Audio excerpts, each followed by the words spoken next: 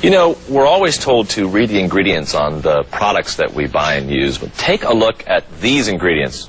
I mean, unless you're a chemical engineer, this Greek gobbledygook means nothing to you. You don't know what you're using on your body or on your kids. In fact, you can get more information about the chemicals in a dog's flea collar than you can about the chemicals in baby shampoo. Triclosan is a synthetic antibacterial ingredient that's a chemical cousin to Agent Orange. Is triclosan in any of the products you use?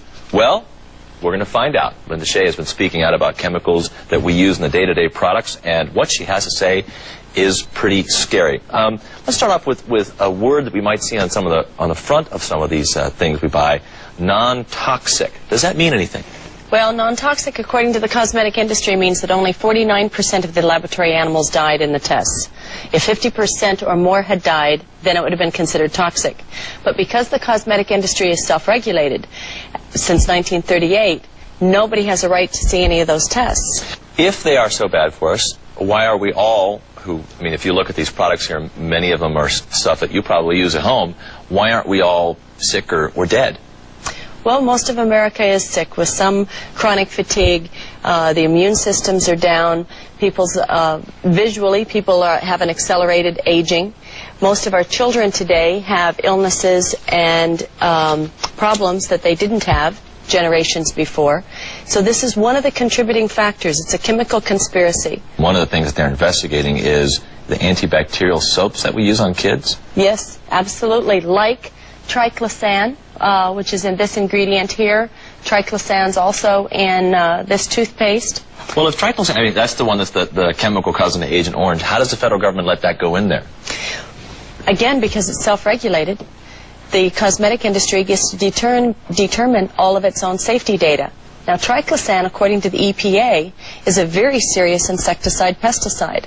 It's got long-term effects. It is not biodegradable, so it might be around for 500 years.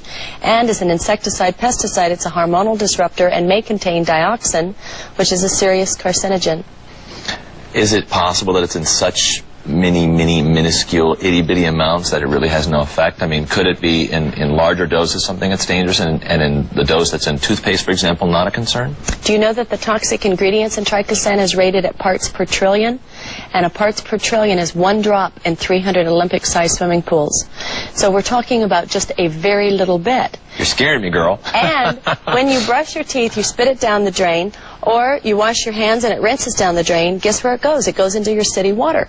And water is recycled, and you cannot purify a parts per trillion and remove ingredients like triclosan. This is why today men's sterility is dropping, and why women's hormonal systems are being scrambled as well. Discovery Channel 3 weeks ago said it may be that our future generations may be sterile. If they know that this is so bad, then why do the companies that make things like toothpaste put them in there? Well, the people that have patents on these ingredients want to make sure that the public has a very positive view of them. And it's only when Tufts University starts saying that triclosan actually is a potential mutagen, meaning it's going to mutate these bacteria to keep our immune system from being able to fight against it. That information is not made, that information is available to the public, but the cosmetic industry that has the patents on these ingredients, there's a lot of financial profit in many of these ingredients. That's why most of them are synthetic, because petroleum-based ingredients are what you get patents on. Well, in our demand to appear youthful, baby boomers are spending millions of dollars each year in skincare products. But according to some dermatologists, what you're paying for could be nothing more than an industrial detergent used in garage floor cleaners and engine degreasers. And according to Linda Shea, a scientist and researcher in cosmeceuticals, consumers have no idea that the cosmetics they are using to enhance their skin are actually accelerating the aging process. Ms. Shea has spent 27 years in the chemistry and cosmetology field, as well as studying plant biology and product formulation, and you're also, as well, a consumer advocate. Now, she tells us here how to increase our skincare IQ, and what you have brought here are a number of products. You know, I think that this is kind of scary, that a lot of the products out here, they're not required to register with the Food and Drug Administration. And why is that, the list of their ingredients? Because the since 1938, the cosmetic industry has been self-regulated. So, according to the Cosmetics, Fragrance, and Toiletries Association, none of these ingredients have to be approved by the federal government. Now, some of these products, actually, some of the skincare products actually say on them, avoid all contact with skin. Yes. That doesn't make much sense, does it? No. Especially something like propylene glycol, when it goes into the laboratory for manufacturing. The EPA has protected factory workers, yet you can find propylene glycol at 70% in your stick deodorants. You can find propylene glycol right here in baby products. Propylene glycol is a solvent. It can dissolve the barnacles off the bottom of the boats. What's it going to do to our skin? Industrial antifreeze is something else that is used in some of these products. That's right. Propylene glycol is an industrial antifreeze used on airplanes and used, on subways as de-icers. It has been outlawed as a antifreeze you and I would use because it's got to be disposed of in a toxic waste site. Yet again, it's in many of these very products right here before you. Now, some people may be wondering at home, is this an alarmist point of view that some of these, could the percentage be such a small amount, such a minute amount, that it really doesn't affect our immune systems? Well, the cosmetic industry would like to have you think that.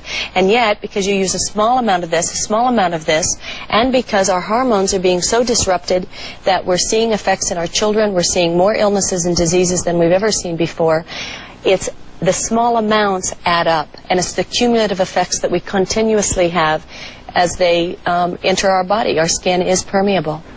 Now, what are the safe alternatives, and are there cost-effective safe alternatives, and why aren't the companies using them? Well, there are safe alternatives, but they come from nature, and you can't get a patent on a grapefruit ingredient. You can't get a patent on cucumbers. So when you're in the industry, like many of the companies are, they want to have various synthetic plastics that they can own the full rights to. So there's a lot more profit margin in maybe some of these plastic ingredients, but there are alternatives. And people can buy books at their local bookstore that will be cosmetic dictionaries. I'd recommend people have 2 or 3, and simply look up and begin to understand a few key ingredients. Matter of fact, they can call our 800 number and I'll give you a list of 10, and these would be especially the top 10 to avoid. But you are a scientist. Yes. And for just the average Joe or Jane out there to understand and comprehend what some of these ingredients are, you really would have to do some serious studying, the amount of time it would take. No, really, you could just go by one of these cosmetic dictionaries, and they would be able to identify to you that DEA is known to be a carcinogen. Matter of fact, DEA is being promoted all over the country now, the awareness factor on the cancer-causing potential of DEA. So just to look that up in a cosmetic dictionary takes a half a second, and then once you've read it, you'll remember it. You'll, of course, have to take that book with you when you go shopping. Now, there you have a shampoo over there. It says citrus and rosemary. I've noticed a lot of shampoos. One local company here, or I should mention Aveda, for instance, they promote that they use a lot of ingredients that are from nature. Yes. So what's wrong with that? Well, the nature ingredients are usually just fine. But when a company promotes that they are petrochemical free, and this is petrochemical-free preservatives, but one begins to assume then that maybe it's all natural, yet right on the back panel in the second line is PVP. Now, PVP copolymer is a plastic. It's used in plumber's pipes, and if you're going to put a plastic on the hair in order to style it, you've got to have a strong solvent keeping that plastic liquid. The problem with that solvent is that it can penetrate into the scalp, and it can do all sorts of damage, mentally, emotionally, and physically to our bodies. And being that skin is the largest organ in our body, yes, it absorbs all the stuff, all the chemicals that are used. That's right. Welcome back. If you use shampoos, deodorants, lotions, and cosmetics, then you've worn antifreeze and formaldehyde. They're just 2 of the toxins that may be seeping into your system and making you sick. Tonight, a Northwest woman is putting her best face forward in a crusade to pressure the cosmetics industry to make products that protect instead of poison. Beauty may only be skin deep, but American women spend millions of dollars a year in search of the fountain of youth. Now one Northwest woman says, buyer beware. Judy Vance is taking on the multi-million-dollar cosmetics industry with her new book, Beauty to Die For. Vance claims the personal care products you keep in your bathroom contain the same ingredients as the products you keep in your garage. Fluid. For instance, the ingredient that's in the brake fluid is propylene glycol. It's used in hydraulics, and that is an ingredient that is found in a lot of personal care products, a lot of moisturizer, sunscreen, even lipstick. Other ingredients on Vance's hit list: antifreeze and formaldehyde, which act as preservatives in many cosmetics and skincare products; acetone, a solvent which is found in nail products; and sodium lauryl sulfate, a common sudsing agent found in most shampoos and household cleaners. What we're trying to do is get the public aware that ingredients that are being used in cosmetics are high risk. Vance collaborated with a team of researchers, and their findings link these ingredients and others to numerous health problems like chronic fatigue syndrome, cancer, kidney damage, immune system disorders, and birth defects. The actual ingredients that are being used are on the generally regarded as safe list. We have to be looking at the long-term damage, and we never have. Vance calls the cosmetic industry loosely regulated, and she's pushing for more product testing. She says trace amounts or not, the more products we use, the more we may be overloading our systems with toxins. I think we have to show the industry our concern by choosing products that we know are safe. It was Judy Vance's own battle with toxins in her system a decade ago that led to her research on cosmetics and other personal care products. Today, she credits a clean bill of health to a change in lifestyle.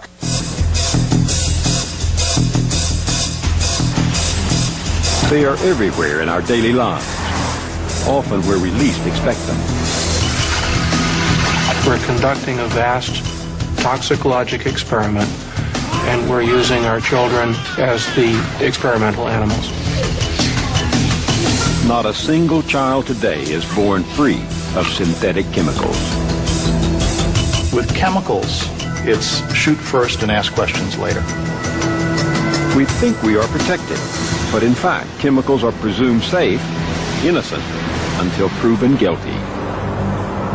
Years of documents have shown that they knew they were hurting people, much like the tobacco industry. Historians don't like to use broad political terms like cover-up, but there's really no other term that you can use for this. In this special investigation, we will reveal the secrets that a powerful industry has kept hidden for almost 50 years.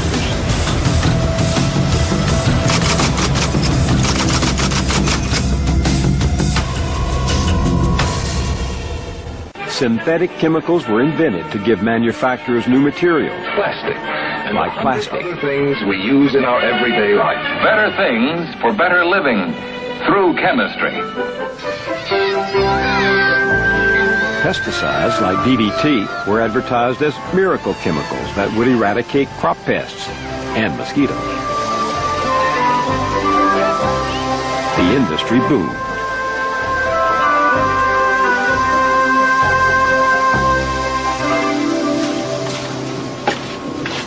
Since then, tens of thousands of new chemicals have been created, turned into consumer products, or released into the environment.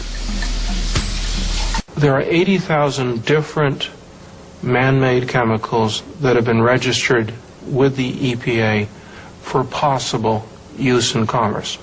Of those 80,000, there are about 15,000 that are actually produced each year in major quantities. And of those 15,000, only about 43% have ever been properly tested to see whether or not they can cause injury to humans. These secret documents reveal that the risks were known from the beginning. The chemical industry knew much more about its miracle products than it was telling. The chemical industry has contended that while a few substances pose a real risk to human health when sufficient exposure occurs, the vast majority of chemicals do not pose any substantial threat to health. However, the problem is very little data exists to broadly respond to the public's perception and the charges of our opponents. That is worth repeating. The problem is very little data exists. In other words, the industry itself acknowledged it could not prove the majority of chemicals safe.